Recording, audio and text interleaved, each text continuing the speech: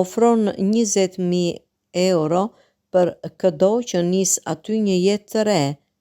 Perla e Mesdheut kërkon banor.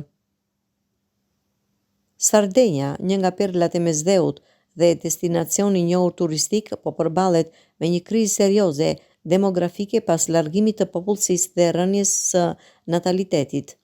Ndërsa turistët vinë në numër të madh çdo vit, banorët e përhershëm po paksohen ndjeshëm.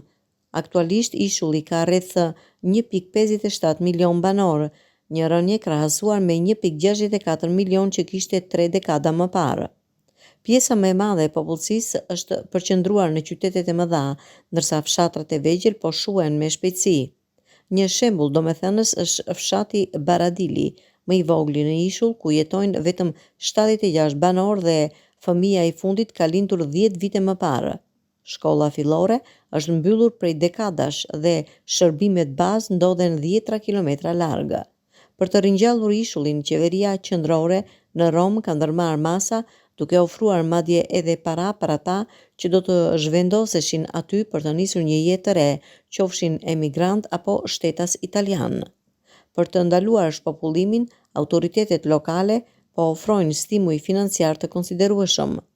Deri në 15.000 euro për të blerë ose rinovuar një shtëpi në fshatrat me më pak se 3.000 banor. Deri në 20.000 euro për të hapur një biznes të vogël në zonat rurale.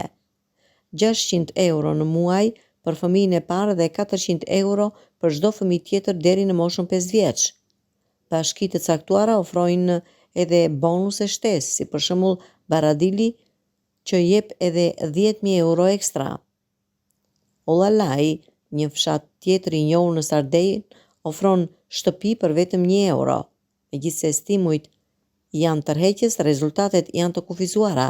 Numri të huajve që zhvendosen në Sardenjë mbetet shumë i ulët, pasi emigrantët përbëjnë vetëm 3.3% të popullsisë në krahasim me mesataren kombëtare prej 8.9%.